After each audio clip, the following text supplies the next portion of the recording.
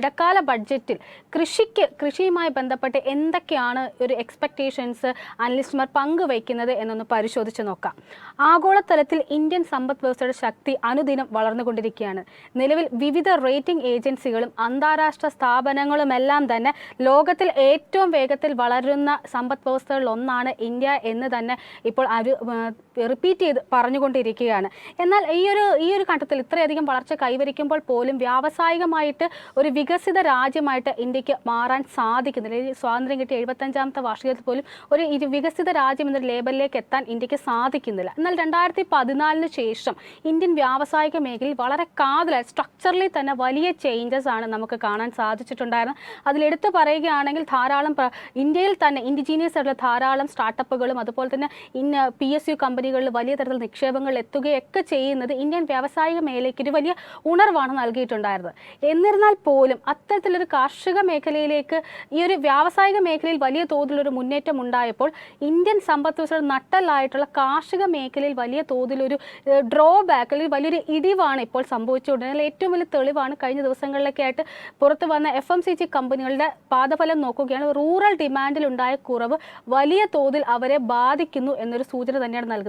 ഏതായാലും കാർഷിക മേഖലയുമായി ബന്ധപ്പെട്ടിട്ട് ഒരു അപ്ഡേറ്റ് പറയുകയാണ് എന്നുണ്ടെങ്കിൽ ധാരാളം പദ്ധതികൾ ഈ ഒരു ഇന്റേറിം ബഡ്ജറ്റ്, അതായത് ഒരു വോട്ട് ഓൺ അക്കൗണ്ട് ബഡ്ജറ്റാണ് വരാനിരിക്കുന്നത്. അതുകൊണ്ട് തന്നെ ധാരാളം ജനപ്രിയ പദ്ധതികൾ ഉണ്ടാകാൻ സാധ്യതയുണ്ട് എന്ന് മാത്രമല്ല വലിയൊരു വിപ്ലവകരമായ മാറ്റങ്ങൾ ഉണ്ടാകാൻ സാധ്യതയില്ല. കാരണം ഇതുവരെ ഗവൺമെൻറ് ഈ ഒരു 5 വർഷക്കാലം നടപ്പിലാക്കിയ പദ്ധതികളുടെ വിജയവും അതിനോടൊപ്പം തന്നെ കൂടുതൽ ജനപ്രീതിയായ പദ്ധതികളുമായിരിക്കും പ്രഖ്യാപിക്കുക.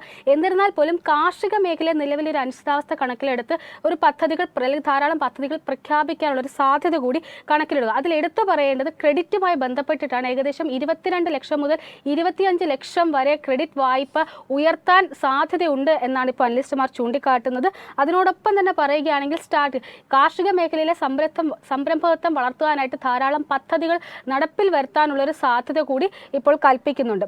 അതിനോടൊപ്പം തന്നെ പറയുകയാണെങ്കിൽ നേരത്തെ കഴിഞ്ഞ ഒരു ബഡ്ജറ്റിൽ അവതരിപ്പിച്ച കിസാൻ സമൃദ്ധി സമ്മാൻ യോജന വഴിയുള്ള 6000 രൂപ ജനങ്ങൾക്ക് അല്ലെങ്കിൽ കർഷകർക്ക് നേരിട്ട് നൽകുന്ന പദ്ധതിയിൽ ഒരു 6000 രൂപ എന്നുള്ളൊരു തുക 8000 രൂപയെ വർദ്ധിപ്പിക്കും എന്നുള്ളൊരു എസ്റ്റിമേഷൻ കൂടി ഇപ്പോൾ അനലിസ്റ്റുമാർ പങ്കുവയ്ക്കുന്നുണ്ട്. ഏതായാലും ഇത്തരത്തിലുള്ള കൂടുതൽ ഡീറ്റെയിൽസുകളും അതുപോലെ ബഡ്ജറ്റിൻ്റെ പ്രീ മാർക്കറ്റ് അനാലിസും ഒക്കെ ആയിട്ട് നമ്മളോടൊപ്പം ചേരുന്ന പ്രൊഫസർ മേരി ജോർജ് ആണ്. Welcome ma'am. Thank you. Welcome മാം, ഇപ്പോൾ നമുക്ക് ഒരു ഇന്റേറിം ബഡ്ജറ്റിലേക്കാണ് നമ്മളിപ്പോൾ നടന്നുകൊണ്ടിരിക്കുന്നത്. ഏകദേശം ഫെബ്രുവരി 1-ാം തീയതിയോടുകൂടി ഇലക്ഷന് പൊതു തെരഞ്ഞെടുപ്പിന് തൊട്ട് മുന്നായിട്ടാണ് ഇപ്പോൾ ഈ ഒരു ഇടക്കാല ബഡ്ജറ്റ് ഇപ്പോൾ അവതരിപ്പിക്കാൻ ഒരുങ്ങുന്നത്.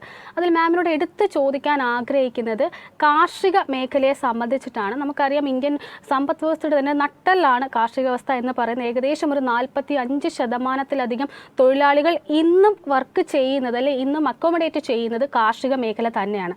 അതിനോടൊപ്പം തന്നെ അത്രയും വലിയൊരു അക്കോമഡേഷൻ ഉണ്ടെങ്കിൽ പോലും വളർച്ച കമ്പയർ ചെയ്യുമ്പോൾ സർവീസ് സെക്ടറിനെയും ഇൻഡസ്ട്രിയൽ സെക്ടറിനെയും തമ്മിലുള്ള വളർച്ച കമ്പയർ ചെയ്യുമ്പോൾ കാർഷിക മേഖലയുടെ വളർച്ച അത്ര ഒരു ആശ്വാസകരമല്ല എന്ന് തന്നെ പറയേണ്ടിയിരിക്കുന്നു. ധാരാളം പദ്ധതികൾ ഗവൺമെൻറ് ഭാഗത്തുനിന്ന് ഉണ്ടാകുന്നു. ഇപ്പോൾ കഴിഞ്ഞ ഒരു ബഡ്ജറ്റിലേക്ക് നോക്കുകയാണെങ്കിൽ ഏകദേശം 1.25 ലക്ഷം കോടിയിലധികം രൂപയാണ് കാർഷിക മേഖലയ്ക്കായിട്ട് അലോക്കേറ്റ് ചെയ്തിട്ടുണ്ട്. എന്നാൽ അതിന് തരത്തിലുള്ള ഒരു ബഡ്ജറ്റ് അലോക്കേഷൻ തരത്തിലുള്ള ഒരു ഡെവലപ്മെൻറ്റ് നമുക്കിപ്പോൾ ഈ മേഖലയിൽ കാണാൻ സാധിക്കുന്നില്ല. അതിൻ്റെ ഒരു തെളിവാണ് ഇപ്പോൾ കഴിഞ്ഞ ദിവസങ്ങളിലൊക്കെ ആയിട്ട് പുറത്തു വന്നിട്ടുണ്ടായിരുന്ന റൂറൽ ഡിമാൻഡിൻ്റെ കണക്കുകളൊക്കെ പരിശോധിക്കാൻ ഗ്രാമീണ മേഖലയിലെ ഡിമാൻഡ് വളരെയധികം കുറവാണെന്നും അത് ഈവൻ FMCG കമ്പനികളുടെ വരുമാനത്തെ മുഴുവൻ ബാധിക്കുന്നു എന്ന തരത്തിലുള്ള വരെ അപ്ഡേറ്റ്സ് വന്നിട്ടുണ്ടായിരുന്നു. ഈ ഒരു സാഹചര്യത്തിൽ കാർഷിക മേഖലയെ സംബന്ധിച്ച് ഈ ഒരു ബഡ്ജറ്റിൽ മാമിൻ്റെ എക്സ്പെക്ടേഷൻസ് എന്തൊക്കെയാണ്? അനില, അതായത് താങ്കൾ വളരെ നന്നായിട്ടാണ് കാർഷിക മേഖലയെ പറ്റി തന്ന വിവരണം, അതായത് ഓൾ ഇൻക്ലൂസീവ് ആയിട്ടുള്ള ഒരു വിവരണമാണ് തന്നത്. അപ്പം അങ്ങനെ അതായത് നമുക്കറിയാം 52% നമ്മുടെ GDPയുടെ 52% വന്നിരുന്നത് കാർഷിക മേഖലയിൽ നിന്നായിരുന്നു 1950കളിലൊക്കെ. അതാണ് ഇപ്പോൾ 18.5% കുറഞ്ഞിരിക്കുന്നത്. അത് പക്ഷേ അതൊരു കുറവായിട്ടല്ല നമ്മൾ കാണേണ്ടത്, ആപേക്ഷികമായിട്ടുള്ള റിലേറ്റീവ് കോൺട്രിബ്യൂഷൻ ആണ് പറയുന്നത്. അതായത് അന്ന് പിന്നെ വ്യാവസായിക മേഖലയും അതുപോലെ തന്നെ സേവന മേഖലയും വളരെ മോശമായ വളരെ അവികസിതമായ ഒരു സിറ്റുവേഷനിലായിരുന്നു. ആ അവികസിത നിലവാരത്തിൽ നിന്ന് പിന്നെ സേവന മേഖല, അതായത് ടെർഷറി സെക്ടറും അതുപോലെ തന്നെ മാനുഫാക്ചറിങ് സെക്ടറും താരതമ്യേന വേഗത്തിൽ പിന്നെ ഉയർന്നു. പക്ഷേ അപ്പോൾ അങ്ങനെ വന്നപ്പോഴത്തേക്ക് കാർഷിക മേഖലയിൽ ഉണർവുണ്ടായി. ഫോർ എക്സാമ്പിള്, ഞാനൊരു എക്സാമ്പിൾ മാത്രം പറയാം. നമുക്ക് 1950 നമ്മുടെ ഭക്ഷ്യ ഉൽപാദനം, എല്ലാവിധ ധാന്യങ്ങളും കൂടിയുള്ള ഉൽപാദനം 50.8 ദശലക്ഷം ഹെക്ടർ ആയിരുന്നു. അതിപ്പോ 330.5 ദശലക്ഷം ഹെക്ടർ ആയിട്ട് വർദ്ധിച്ചു 2023 ആയപ്പോഴത്തേക്കും. 50 ലക്ഷത്തിൽ നിന്ന് 330 ലക്ഷത്തിലേക്ക് വർദ്ധിച്ചു.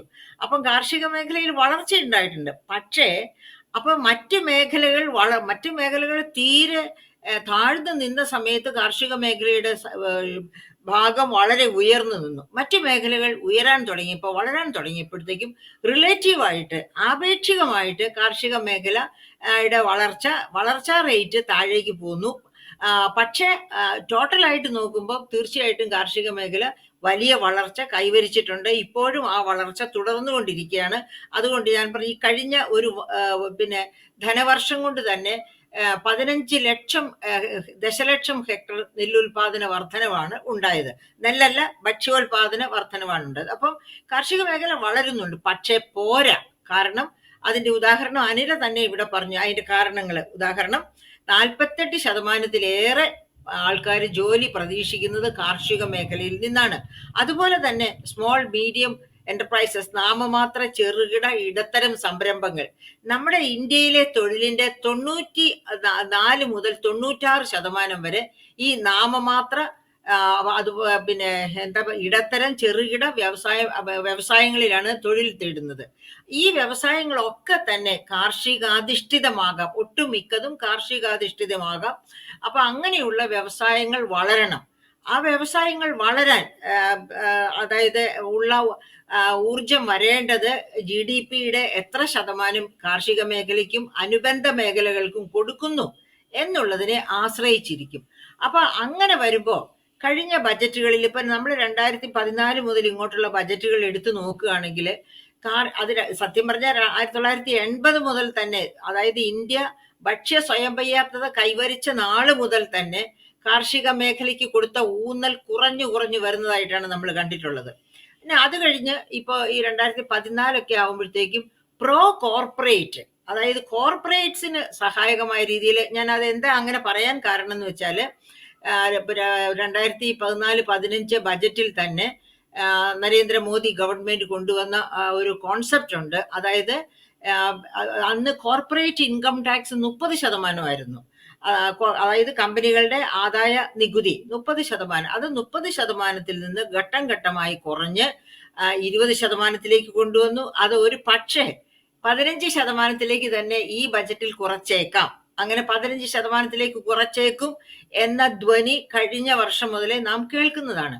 അപ്പൊ ഈ കോർപ്പറേറ്റ് സെക്ടറിന് ഇത്രയധികം, അതായത് മറ്റു രാജ്യങ്ങളിലെ കോർപ്പറേറ്റ് സെക്ടറിന് കൊടുക്കുന്നതിനേക്കാൾ കൂടുതൽ ഊന്നൽ ഇവിടെ കോർപ്പറേറ്റ് സെക്ടറിന് കൊടുക്കുന്നു, ഒരുപാട് നികുതി ഇളവ് കൊടുക്കുന്നു എന്നൊക്കെ പറയുമ്പോൾ നമ്മുടെ ആകെ GDP, അതായത് GDP-യിലേക്കുള്ള വരുമാനം എന്ന് പറയുന്നത് corporate income tax, personal income tax, indirect taxes, പിന്നെ അതുപോലെ സെൻട്രൽ എക്സൈസ്, കസ്റ്റംസ്, ഇതൊക്കെ ചേർന്നതാണ്. അപ്പൊ ഇതിലെ ഒരു പ്രധാനപ്പെട്ട ഇനമാണ് കോർപ്പറേറ്റ് ഇൻകം ടാക്സ് എന്ന് പറഞ്ഞാൽ. അതിൽ വലിയ കുറവ് വരുത്തി അവരെ സന്തോഷിപ്പിക്കുക, അവർക്ക് എൻകറേജ്മെന്റ് കൊടുക്കുക. നിങ്ങൾ ഇന്ത്യയിൽ ഉൽപ്പാദിപ്പിക്കുക, വിദേശികളോടും വിദേശ നിക്ഷേപകരോടും നിങ്ങൾ ഇന്ത്യയിൽ ഉൽപ്പാദിപ്പിക്കുക, നിങ്ങൾക്ക് വളരെ കുറഞ്ഞ തലത്തിലുള്ള നികുതിയെ തരേണ്ടു, കോർപ്പറേറ്റ് ഇൻകം ടാക്സ് ഞങ്ങൾ ഈടാക്കൂ എന്നൊക്കെ കൊടുത്ത് അവരെ ആകർഷിക്കുകയാണ് എന്നുള്ള സൂത്രവാക്യങ്ങൾ ഉരുവിട്ട് അവരെ അപ്പൊ അങ്ങനെ വന്നപ്പോഴേക്കും എന്താണ് സംഭവിച്ചത്? ഈ ഫോറിൻ മൾട്ടിനാഷണൽസ് ഇവിടെ വരുന്നു, ഉൽപാദകരായി വരുന്നു. അതുപോലെ തന്നെ വിൽപ്പനക്കാർ, റീറ്റെയിൽ രംഗത്തൊക്കെ അവർ വരികയാണ്. നമുക്കറിയാം, അങ്ങനെ വരുന്നതിന്റെ സെയിൽസ് കേരളത്തിലൊക്കെ വലിയ കേളികൊട്ടാണ്. ഓണത്തിനാണെങ്കിലും ഈ കേരളീയം നടന്ന സമയത്താണെങ്കിലും ഒക്കെ എപ്പോ ഒരു ഉത്സവ സീസൺ ഉണ്ടാകുന്നോ ആ ഉത്സവ സീസണിലൊക്കെ ഇന്ത്യയെ പിന്താണ് ഈ പറയപ്പെട്ട എനിക്ക് മൾട്ടിനാഷണൽ കമ്പനീസിന്റെ സെയിൽസ് മേളകൾ ഇവിടെ നടക്കുന്നു. വലിയ വലിയ ആകർഷണീയമായ ഇളവുകൾ നൽകിക്കൊണ്ടാണ് അവരിവിടുത്തെ മേടിച്ചെടുക്കുന്നത്. അപ്പം എന്തുകൊണ്ടാണ് അതിനിടയ്ക്ക് പിന്നെ അനില ഒരു കാര്യം സൂചിപ്പിച്ചു, അതായത് ഇവിടുത്തെ എന്താണ് ഗ്രാമീണ മേഖലയിലെ ഡിമാൻഡിൽ ഒരുപാട് കുറവുണ്ടായെന്ന്. അത് എന്തുകൊണ്ടാണെന്ന് നമ്മൾ ആലോചിക്കണം. ഞാൻ നേരത്തെ തന്നെ സൂചിപ്പിച്ചല്ലോ, ഇന്ത്യയിലെ തൊഴിലിന്റെ 96% വരെ നൽകുന്നത് നാമമാത്ര ചെറുകിട ഇടത്തരം സംരംഭങ്ങളാണെന്ന്. അപ്പൊ ഈ പിന്നെ എന്താണ് ഈ ഫോറിൻ റീറ്റെയിലേഴ്സ് ഒക്കെ ഇവിടെ വന്ന് വിൽപ്പന തുടങ്ങിയപ്പോഴേക്കും എന്ത് സംഭവിച്ചു? നാച്ചുറലി അവര് വാങ്ങുന്നത് മുഴുവനും ഇന്ത്യയിൽ നിന്നല്ല, അവർ മറ്റ് പല രാജ്യങ്ങളിൽ നിന്ന് ഇവിടത്തേക്കാൾ കോസ്റ്റ് ഓഫ് പ്രൊഡക്ഷൻ കുറഞ്ഞ അല്ലെങ്കിൽ വില കുറച്ച് വാങ്ങാവുന്ന സ്ഥലങ്ങളിൽ നിന്നൊക്കെയാണ് വാങ്ങി ഇവിടെ കൊണ്ടുവന്ന് വിൽക്കുന്നത്. അപ്പൊ നമ്മുടെ വിപണിയുടെ ഒരു വലിയ ഭാഗം ഈ പറയപ്പെട്ട മൾട്ടിനാഷണൽ കോർപ്പറേഷൻസ് വിദേശ ഉൽപ്പന്നങ്ങൾ കൊണ്ട് നിറയ്ക്കുക. എന്താ സംഭവിക്കുക? ഇന്ത്യയിൽ തൊഴിൽ സൃഷ്ടിക്കേണ്ട നാമമാത്ര ചെറുകിട ഇടത്തരം സംരംഭങ്ങളാണ് അപ്പോൾ അടിയറവ് പറയേണ്ടി വരുന്നത്. അവയുടെ വികസനമാണ് കുറഞ്ഞു പോകുന്നത്. മാം, അതുപോലെ തന്നെ മാം പറഞ്ഞപ്പോൾ കോർപ്പറേറ്റുകളെ സ്വാധീനിക്കാൻ അല്ലെങ്കിൽ കോർപ്പറേറ്റുകൾക്ക് ഒരുപാട് ടാക്സ് അലവൻസ് എല്ലാം നൽകുന്നു. അപ്പോൾ മാം തന്നെ സൂചിപ്പിച്ച കാര്യമാണ് MSME കാറ്റഗറിയിലെ ഒരു കാര്യം, അതായത് ചെറുകിട ഇടത്തരം സംരംഭകർക്ക് ഇത്തരം ടാക്സ് അലവൻസ് നൽകുന്നതിൽ കേന്ദ്ര സർക്കാർ എത്രത്തോളം അലൊക്കേഷൻ മാറ്റിവെക്കുന്നുണ്ട്. അതോടൊപ്പം തന്നെ നമുക്ക് നോക്കിയാൽ അറിയാം 2021-22 കാലഘട്ടത്തിൽ നമ്മുടെ GDP-യുടെ ഏകദേശം 20 മുതൽ 25% നമുക്ക് നൽകിയിരിക്കുന്നത് ഈ MSME കാറ്റഗറിയിൽ നിന്നാണ്. അതിന്റെ ഒപ്പം തന്നെ കഴിഞ്ഞ ഒരു യൂണിയൻ ബഡ്ജറ്റിൽ ഈ ഒരു മേഖലയ്ക്ക് വേണ്ടി ഏകദേശം 22,140 കോടി രൂപ ബഡ്ജറ്റിൽ മാറ്റിവെക്കുകയുമുണ്ടായി. അതോടൊപ്പം ഇവിടെ ഒരു ക്രെഡിറ്റ് ഗ്യാരണ്ടി ഇവർക്ക് ലഭിക്കുന്നതിനായിട്ട് വിവാദ് സേ വിശ്വാസ്, വിശ്വകർമ്മ സ്കീം തുടങ്ങിയ പദ്ധതികളും ഗവൺമെന്റ് മുന്നോട്ട് വെക്കുകയുണ്ടായി. എന്നാൽ ഈ കോർപ്പറേറ്റുകൾക്ക് നൽകുന്ന ഇത്തരത്തിലുള്ള ഈ ആനുകൂല്യങ്ങൾ അതേ ഒരു അളവിൽ തന്നെ ഈ ഒരു ഇടത്തരം ചെറുകിട സംരംഭകർക്ക് നൽകുന്നതിൽ കേന്ദ്ര സർക്കാർ പരാജയപ്പെട്ടു എന്ന് താങ്കൾ വിശ്വസിക്കുന്നുണ്ടോ? ഞാൻ തീർച്ചയായിട്ടും അങ്ങനെ വിശ്വസിക്കുന്നു. ഇപ്പം ഉദാഹരണത്തിന് എന്താണ് രുദ്ര വായ്പകൾ ഒക്കെ ഉണ്ടല്ലോ, അങ്ങനെയുള്ള പലതരം വായ്പാ സിസ്റ്റംസ് പദ്ധതികൾ കേന്ദ്രം കൊണ്ടുവന്നിട്ടുണ്ട്. പക്ഷെ അത് എത്തേണ്ടിടത്ത് കൃത്യമായിട്ട് എത്തുന്നില്ല. അതിനൊക്കെ വലിയ അഡ്വർടൈസ്മെന്റ്സ് ഒക്കെ ഉണ്ടെങ്കിലും ആ എമൗണ്ട് കൃത്യമായിട്ട് അവരിൽ എത്തുന്നില്ല. അങ്ങനെയൊക്കെയുള്ള പ്രശ്നങ്ങൾ കാരണം കൊണ്ട് തീർച്ചയായിട്ടും ഈ നാമമാത്ര ചെറുകിട 22,000 കോടിയുടെ അധികം, അതായത് അനില പറഞ്ഞല്ലോ, ആ എമൗണ്ട് ഇത്ര ബൃഹത്തായ ഒരു മേഖല, അതായത് 96% തൊഴിൽ നൽകുന്ന മേഖലയ്ക്ക് വേണ്ടി ചെലവഴിക്കുന്ന ആ എമൗണ്ട് താരതമ്യേന വളരെ ചെറിയ ഒരു എമൗണ്ട് ആണ്. അപ്പൊ അത് കാരണം കൊണ്ട് തീർച്ചയായിട്ടും നമ്മുടെ നാമമാത്ര ചെറുകിട ഇടത്തരം മേഖലയിൽ, പിന്നെ അതുപോലെ തന്നെ നേരത്തെയൊക്കെ ആണെങ്കിൽ ഈ കൃഷിക്ക് ഫെർട്ടിലൈസർ സബ്സിഡി, അതായത് പിന്നെ നരേന്ദ്രമോദി ഗവൺമെന്റിന്റെ ആദ്യ ബജറ്റിൽ തന്നെ പറഞ്ഞിട്ടുണ്ട് ഘട്ടം ഘട്ടമായിട്ട് സബ്സിഡീസ് കുറച്ചു കൊണ്ടുവന്ന് ഇല്ലാതെയാക്കുമെന്ന്. അത് തന്നെ വലിയൊരു ത്രെട്ടാണ് അനില. കാരണം എന്താന്ന് വെച്ചാല് വേൾഡ് ട്രേഡ് ഓർഗനൈസേഷൻ 1995 അത് ഫോം ചെയ്ത കാലത്ത് തന്നെ പറഞ്ഞിട്ടുണ്ട് കാർഷിക മേഖലയ്ക്ക് വികസ്വര രാഷ്ട്രങ്ങൾ അഗ്രികൾച്ചറൽ GDP-യുടെ 10% വരെ കൊടുക്കാമെന്ന്. അതായത് അഗ്രികൾച്ചറൽ GDP എന്ന് പറഞ്ഞാൽ എന്താണ്? കാർഷിക മേഖല. അതുപോലെ കാർഷിക മേഖല എന്ന് പറയുമ്പോൾ വളരെ വ്യാപ്തമായ മേഖലയാണ്. അതിനകത്ത് ഫിഷറീസ് വരും, അതിനകത്ത് പിന്നെ അതുപോലെ തന്നെ ഡയറിയിങ് വരും, പോൾട്രി, പിഗറി, അങ്ങനെയുള്ള എല്ലാം വരുന്ന, ഫോറസ്ട്രി എല്ലാം വരുന്നതാണ് കാർഷിക മേഖല എന്ന് പറയുന്നത്. അപ്പൊ ആ കാർഷിക മേഖലയ്ക്ക് ആ കാർഷിക മേഖലയിൽ നിന്ന് കിട്ടുന്ന ആ കാർഷിക മേഖല GDP-യിലേക്ക് കൂട്ടിച്ചേർക്കുന്നതിനെയാണ് അഗ്രികൾച്ചറൽ GDP എന്ന് പറയുന്നത്. ആ അഗ്രികൾച്ചറൽ GDP-യുടെ 10% വരെ അവർക്ക് പിന്നെ സബ്സിഡി കൊടുക്കാം എന്നാണ് WTO അസന്നിഗ്ധമായി പറഞ്ഞിരിക്കുന്നത്. അങ്ങനെ പറഞ്ഞിരിക്കുന്ന ഘട്ടത്തിലാണ് ഘട്ടം ഘട്ടമായി സബ്സിഡി വെട്ടിക്കുറച്ച് ഇല്ലാതെയാക്കുമെന്ന് ഒന്നാമത്തെ ബജറ്റിൽ നരേന്ദ്രമോദി പറഞ്ഞത്. അത് തന്നെ എന്തൊരു അപകടകരമായ ഒരു സിഗ്നൽ ആണെന്നറിയോ. അത് തന്നെ കർഷകരെ ഒരു പക്ഷേ സമരത്തിലേക്ക് തള്ളിവിടത്തക്ക രീതിയിലുള്ള ഒരു പ്രസ്താവനയാണ് ഇത്. ഇത്രയും സംസ്ഥാന ഗവൺമെന്റ് ഒരു വികസ്വര രാഷ്ട്രം കൊടുക്കുമ്പോൾ വികസിത രാഷ്ട്രങ്ങളോട് 5% കൊടുക്കാവൂ എന്നാ പറഞ്ഞിരിക്കുന്നത്. പക്ഷെ വികസിത രാജ്യങ്ങൾ എന്താ ചെയ്യുന്നത്? ഈ 5% അവർ നേരെ സബ്സിഡി ആയിട്ട് കൊടുക്കുന്നു. അത് കഴിഞ്ഞ് അവര് green box, blue box, amber box എന്നൊക്കെ പറഞ്ഞ് പല കവറേജിലായിട്ട്, പല പേരിലായിട്ട് ഒരുപാട് സബ്സിഡി കൊടുക്കുകയാണ്. ഉദാഹരണത്തിന് നമ്മുടെ ഇവിടുത്തെ അഗ്രികൾച്ചറൽ സബ്സിഡി വെട്ടിക്കുറയ്ക്കുമ്പോൾ യൂറോപ്യൻ രാജ്യങ്ങളില് കൃഷിക്ക് 100 രൂപ ചെലവാക്കുമ്പോൾ ഏകദേശം 70 രൂപ വരെ സബ്സിഡൈസ്ഡ് ആയിട്ട് അവർക്ക് കിട്ടുകയാണ് ചെയ്യുന്നത്. ഇതൊന്നും കാണാതെയാണ് ഇന്ത്യയുടെ കൃഷിയെ ഒരു വികസ്വര രാഷ്ട്രമായ, അതായത് നമ്മൾ ഓർക്കണം 142 കോടി 86 ലക്ഷം ജനങ്ങൾ, ഒന്നാമത്തെ ജനസംഖ്യയാണ് ഇന്ത്യ ലോകത്തിന്റെ. അങ്ങനെ ഒരു വലിയ ജനസംഖ്യയുള്ള രാജ്യത്ത് കാർഷിക മേഖലയിൽ വേണ്ടത്ര ഉൽപാദനം നടന്നില്ലെങ്കിൽ എവിടെയെങ്കിലും വരൾച്ച, അതായത് ഇപ്പൊ വന്നുകൊണ്ടിരിക്കുന്ന ഈ എന്താ പറയുക, നമുക്കറിയാം പാരിസ്ഥിതികമായ വ്യത്യാസങ്ങള്, പിന്നെ അതിവൃഷ്ടി, അനാവൃഷ്ടി, ഇങ്ങനെയുള്ള പ്രശ്നങ്ങളൊക്കെ വന്ന് കൃഷി മോശം വന്നാല്, കൃഷി നശിച്ചു പോയാല് പട്ടിണി കിടന്ന് മരിക്കാനാ ഇന്ത്യക്കാർക്ക് അന്നേരം വിധി ഉണ്ടാവും. കാരണം മറ്റു എല്ലാ രാജ്യങ്ങളും ഇപ്പൊ പാരിസ്ഥിതിക പ്രശ്നങ്ങൾ പിന്നെ അഭിമുഖീകരിച്ചുകൊണ്ടിരിക്കുകയാണ്. അപ്പൊ അവിടെ ഒന്നും കാണില്ല നമുക്ക് വാങ്ങാൻ എന്ന് വെച്ചാല്. അപ്പൊ അതൊക്കെ കാരണം കൊണ്ട് ഇതൊക്കെ മനസ്സിലാക്കിക്കൊണ്ട് വേണം കൃഷിക്ക് ഊന്നൽ കൊടുക്കേണ്ടത്. കാർഷിക സബ്സിഡി വെട്ടിക്കുറയ്ക്കരുത് എന്നാണ് നാം കൊടുക്കേണ്ട മെസ്സേജ്. കാരണം WTO ആണ് എന്താണ് പറയുക, വേൾഡ് ട്രേഡ് ഓർഗനൈസേഷൻ. അവരാണ് ഇപ്പൊ ഈ പറയപ്പെട്ട മേഖലകളില്, അതായത് വ്യാവസായിക മേഖല, കാർഷിക മേഖല, എല്ലാത്തിലും നിയന്ത്രണങ്ങൾ ആഗോള തലത്തിൽ കൊണ്ടുവന്നിരിക്കുന്നത്. അപ്പൊ അവര് തന്നെ അനുവദിച്ചിട്ടുള്ള സബ്സിഡി എന്തിനു നമ്മൾ വെട്ടിക്കുറയ്ക്കണം? നമ്മൾ അങ്ങനെ കർഷകരെ എന്തിനും ദുരിതത്തിലാക്കണം? അതുകൊണ്ടൊക്കെയാണ് അങ്ങനെ അതേ തുടർന്നുണ്ടായ നിരവധിയായ പിന്നെ പ്രശ്നങ്ങൾ മൂലമാണ് ഒരു വർഷത്തിലധികം നീണ്ട സമരത്തിലേക്ക് കർഷകർ പോയത്. അവരിപ്പോഴും ഇടപെടുകയാണ്. തീർച്ചയായിട്ടും മാം, നമ്മൾ സമയപരിമിതി മൂലമാണ് ഇടപെടുന്നത്. ഏതായാലും കൃഷിയെപ്പറ്റി അല്ലെങ്കിൽ ആ ഒരു മേഖലയെപ്പറ്റി വളരെ ഡീറ്റെയിൽ ആയിട്ട് തന്നെയാണ് മാമിൻ്റെ ഒരു വ്യൂ നമ്മളോടൊപ്പം പങ്കുവച്ചിരിക്കുന്നത്. അതിനോടൊപ്പം തന്നെ മാമിനോട് ചോദിക്കാനുള്ള ഒരു ക്വസ്റ്റ്യൻ എന്ന് പറഞ്ഞാൽ എഡ്യൂക്കേഷൻ സെക്ടറിലേക്ക് കൂടിയാണ് ചോദിക്കുന്നത്. പ്രത്യേകിച്ചും ഇന്ത്യയെ സംബന്ധിച്ച് പറയുകയാണെങ്കിൽ പോപ്പുലേഷൻ ഡിവിഡൻഡ്, നിലവിലത്തെ ഒരു അവസ്ഥ വെച്ച് നോക്കുമ്പോൾ പോപ്പുലേഷൻ ഡിവിഡൻഡ് ഏറ്റവും അധികം ഒരു വലിയ ബെനിഫിഷ്യറി രാജ്യമായിട്ടാണ് ഇന്ത്യ ഇപ്പോൾ ചൈനയെ മറികടന്ന് മാറിക്കൊണ്ടിരിക്കുന്നത്.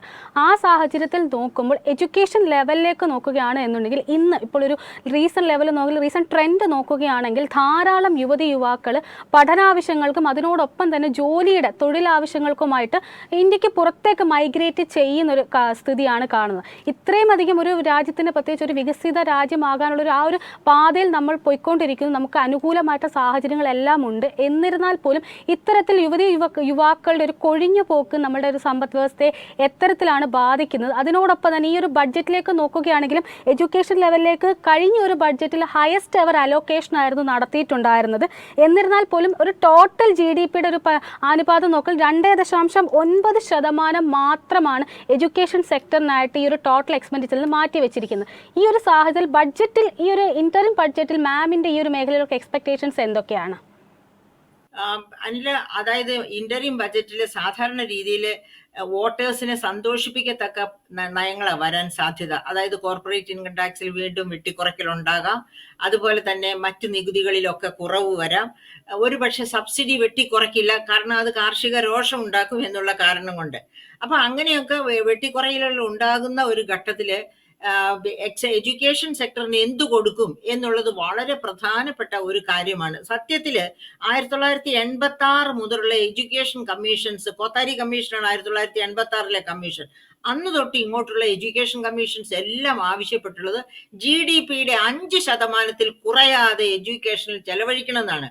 അങ്ങനെയാണെങ്കിൽ മാത്രമേ നമ്മുടെ IITs ലോക നിലവാരത്തിലേക്ക് ഉയരൂ. നമ്മുടെ എഞ്ചിനീയറിംഗ് ഇൻസ്റ്റിറ്റ്യൂട്ട്സ്, നമ്മുടെ മെഡിക്കൽ ഇൻസ്റ്റിറ്റ്യൂട്ട്സ്, അങ്ങനെയുള്ള എല്ലാ ഇൻസ്റ്റിറ്റ്യൂട്ട്സും ലോക നിലവാരത്തേക്ക് പോകണമെങ്കിൽ കുറഞ്ഞ പക്ഷം GDPയുടെ 5% അവിടെ ഇൻവെസ്റ്റ് ചെയ്യണം. അപ്പോഴാണ് അനില പറഞ്ഞതുപോലെ ഈ കഴിഞ്ഞ ബജറ്റില് 2.9% ചെയ്തതെന്ന് പറഞ്ഞു. അതേ സമയത്ത് ഓർക്കണം, ചൈന എല്ലായ്പ്പോഴും 5%-ന് മുകളിൽ 6% ഒക്കെയാണ് അതിനുവേണ്ടി ചെലവഴിക്കുന്നത്. അതിനെന്ത് വേണം? ഒരു ടെക്നോളജി ഹബ്ബാണ്. അമേരിക്ക കഴിഞ്ഞാൽ ഒരു ടെക്നോളജി ഹബ്ബാണ് ചൈന. ചൈന അമേരിക്കയെ ബീറ്റ് ചെയ്യാൻ വേണ്ടിയാണ് ടെക്നോളജി കൊണ്ട് കളിക്കുന്നത്. അപ്പൊ അത് നമുക്കൊരു പാഠമാകേണ്ടതാണ്. അങ്ങനെ അപ്പം നമുക്കറിയാം, ഇതുവരെ ചൈനയായിരുന്നു ഏറ്റവും വലിയ ജനസംഖ്യ, പക്ഷെ ഇപ്പൊ അത് ഇന്ത്യയായി തീർന്നു. ജനസംഖ്യ 1-ാം സ്ഥാനത്ത് നിൽക്കുന്ന ഒരു രാജ്യത്തിന് സർവൈവ് ചെയ്യാൻ പറ്റണമെങ്കിൽ, പെർ ക്യാപിറ്റ ഇൻകവും ഒക്കെ ഉയർത്തിക്കൊണ്ട് വരാൻ പറ്റണമെങ്കിൽ ആ ജനങ്ങളിൽ വലിയ ഇൻവെസ്റ്റ്മെന്റ് നടത്തണം. അതുകൊണ്ടാണ് പറയുന്നത് യുവജനത ഒരു എന്താ പറയുക, നമ്മുടെ ഒരു ഇൻവെസ്റ്റ്മെന്റ് ആയിട്ട്, അതായത് യുവജനത നമ്മുടെ ഏറ്റവും വികസന രാസത്വരകമായിട്ട് മാറണം എന്നുണ്ടെങ്കിൽ, അതായത് പിന്നെ ഗ്രോത്ത് കാറ്റലിസ്റ്റ് ആയിട്ട് മാറണം എന്നുണ്ടെങ്കിൽ വലിയ തോതിൽ എഡ്യൂക്കേഷനിൽ ഇൻവെസ്റ്റ് ചെയ്യണം.